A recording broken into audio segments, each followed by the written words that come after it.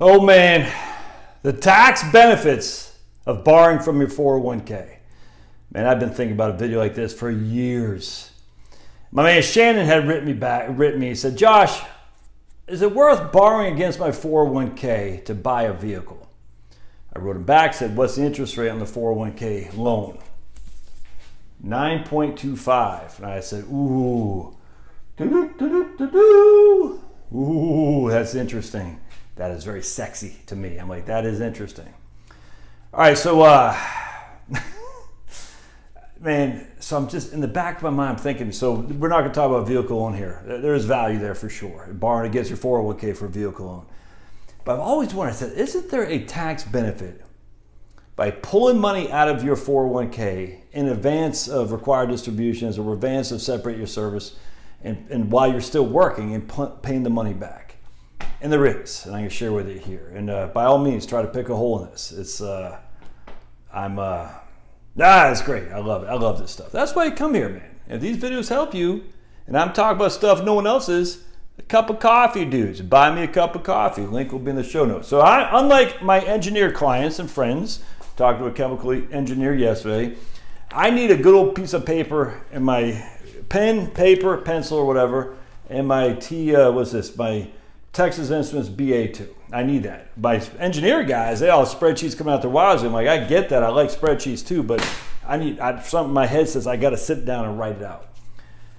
So here's what I've come up with. Look at this. Oh man, this is a thing of freaking beauty. This is a thing of beauty. All right. So we're not talking about a car loan here. We're just talking about borrowing from your 401k. Is there a tax benefit in doing this? And the answer is yes. I'm going to show you. So we got Shannon here, and I didn't tell him to do this. It's just something I've been thinking about, and we're going to use him as a name because he emailed me to make me interested in this. He's got $100,000 in his 401k. He's got two options. One is he can let that money sit there and just grow.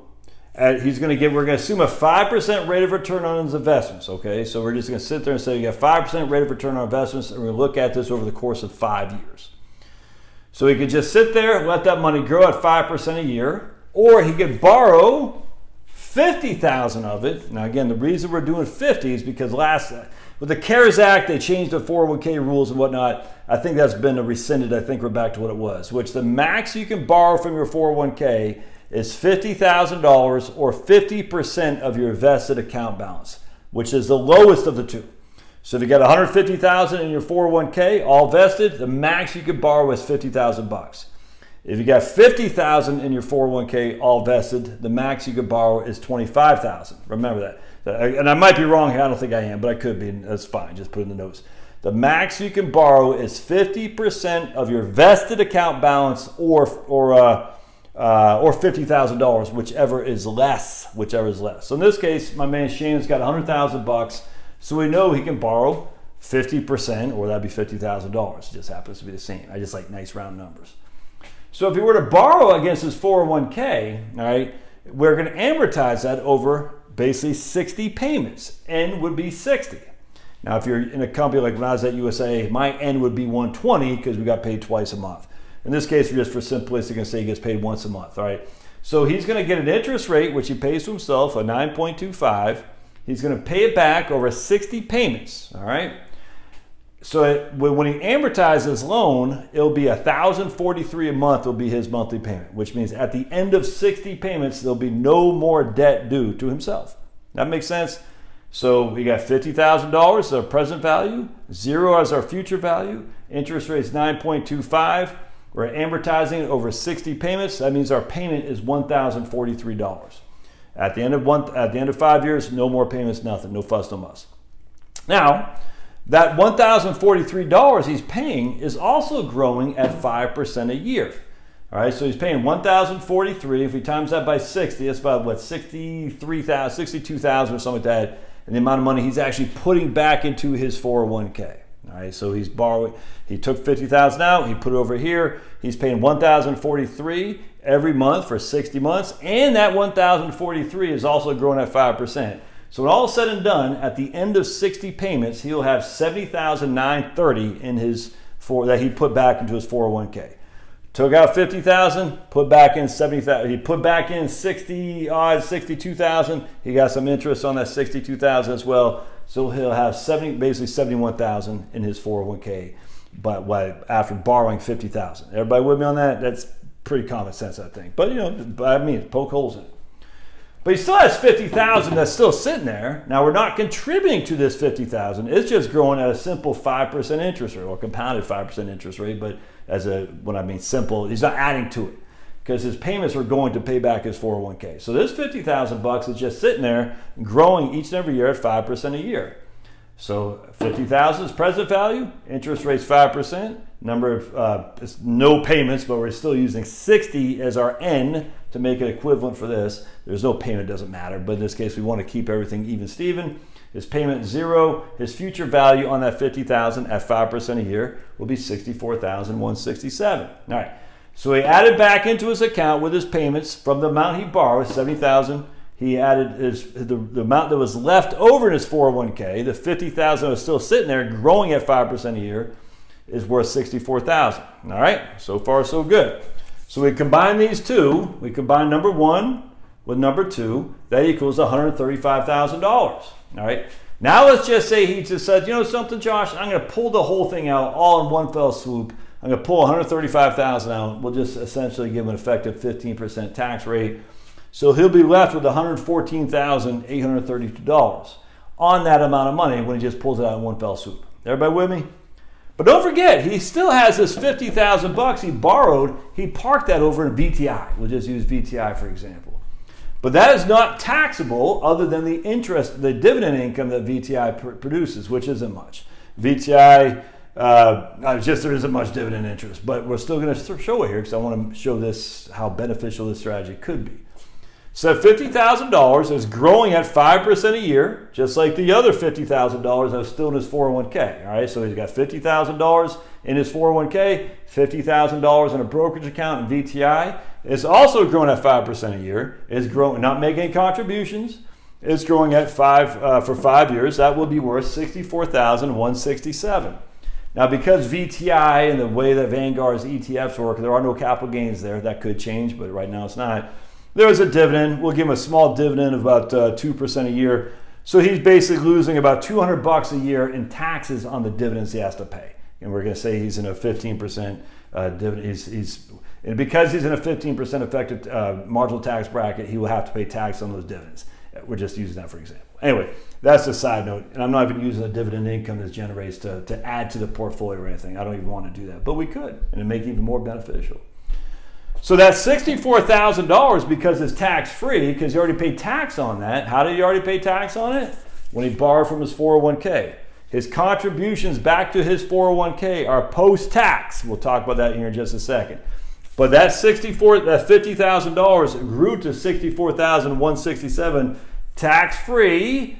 All right, again, capital gain tax. If he were to sell it, there'd be a capital gain tax in terms of the proceeds of the sale. But we don't want to do that necessarily. We just want that money sitting there growing at a clip, and there's no capital gain tax inside the VTI. But you could sell it for a capital gain, but we don't want to do that.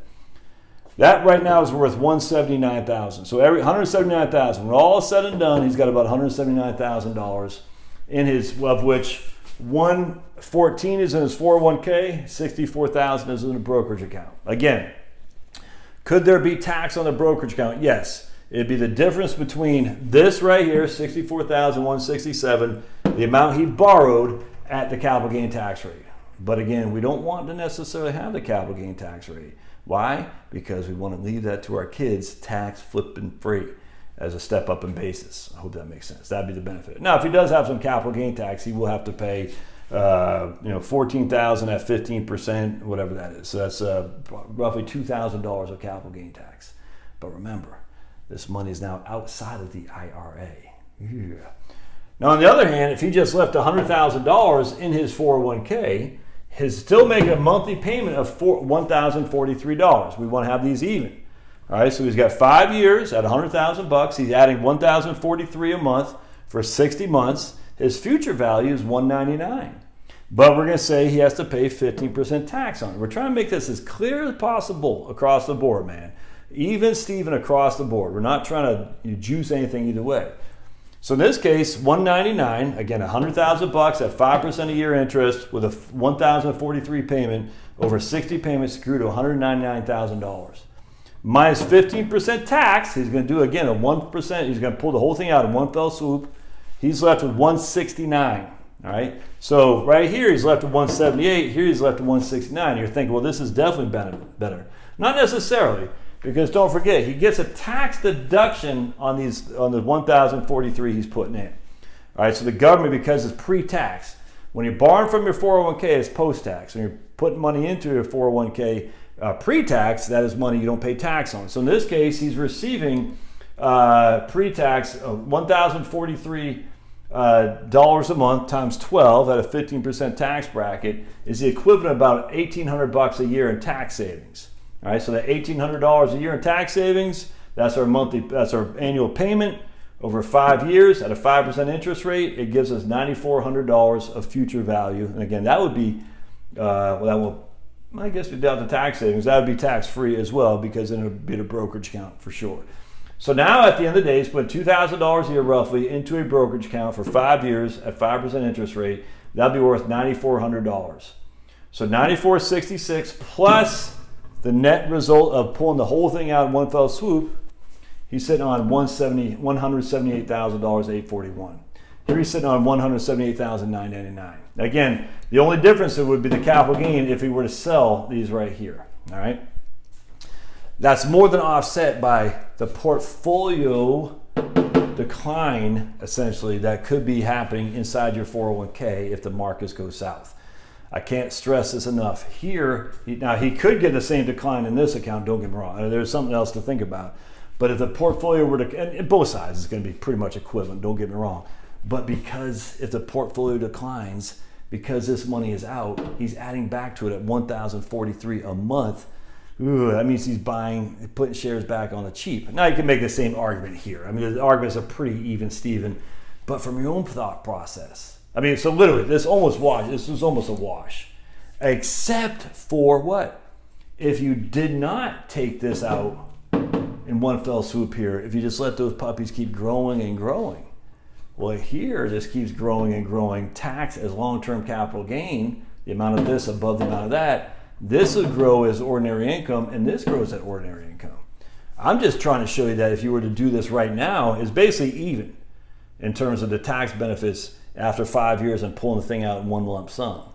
However, as that money continues to accumulate, more money is accumulating in a tax-efficient portfolio, long-term capital gain and dividend tax, as opposed to a tax-inefficient portfolio, which is pre-tax.